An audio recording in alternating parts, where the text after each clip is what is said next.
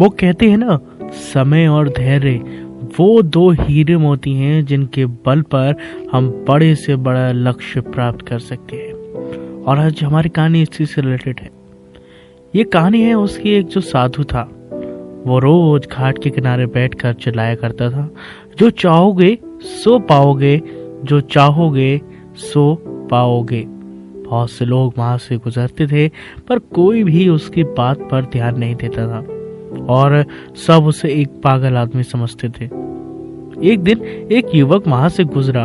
उसने उस साधु की आवाज सुनी, जो चाहोगे सो पाओगे, जो चाहोगे सो पाओगे, और आवाज सुनते ही उसके पास चला गया।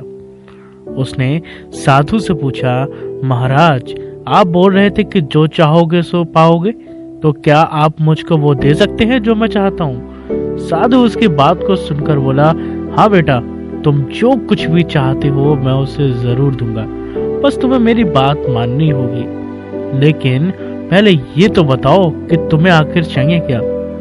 वो युवक बोलता है, मेरी एक ही ख्वाहिश है, मैं हीरो का बहुत बड़ा व्यापारी बनना चाहता हूँ। साधु बोला, कोई बात नहीं है, मैं तुम्हें एक हीरा और एक मोती देता हूँ, उससे तुम जितने भी हीरो मोती बनाना चाहो बना लोगे। और ऐसा कहते ही साधु ने अपना हाथ आदमी की हथेली पर रखते हुए कहा, बेटा मैं तुम्हें दुनिया का सबसे अनमोल हीरा दे रहा हूँ। लोग इसे समय कहते हैं। इसे तेजी से अपनी मुट्ठी में पकड़ लो और इसे कभी मत गवाना। तुम इसे जितना चाहो उतने हीरे बना सकते हो। अब वो युवक अभी तक सोच ही रहा था कि साधु ने उसका दूसरी हथेली पकड़ी और बोला, बेटा इसे पकड़ो, ये दुनिया का सबसे कीमती मोती है। इसे लोग धैर्य कहते हैं। जब कभी समय देने के बावजूद परिणाम या लक्ष्य में कभी सफलता ना मिले तो इस कीमती मोती को धारण कर लेना। याद रखना, जिसके पास ये मोती है वो दुनिया में कुछ भी कर सकता है, कोई भी लक्ष्य को प्राप्त कर सकता है। अब वो युवक गंभीरता से साधु की बातों पर टिकटिकी लगाए हुए विचार कर रहा था और उसने ये सोचा कि आज से वह कभी भी अपना समय बर्बाद नहीं करेगा और हमेशा से धैर्य से ही काम लेगा। और ऐसा ही सोचकर वो हीरो के एक बहुत बड़े व्यापारी के यहाँ काम शुरू करता है और अपनी मेहनत और ईमानदारी के बल पर एक दिन खुद भी हीरो का बहुत बड़ा व्यापारी बनता है। ये तो एक आम कहानी थी, लेकिन हमारे आसपास भी तो यही होता है ना।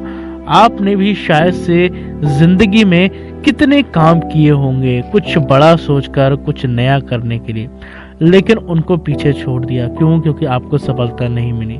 लेकिन आप ये भूल गए कि एक कहावत है, सब्र का फल मीठा होता है। आपने कोशिश तो करी मगर धैर्य नहीं लिया और शायद से आपने उसको समय भी सही से नहीं दिया।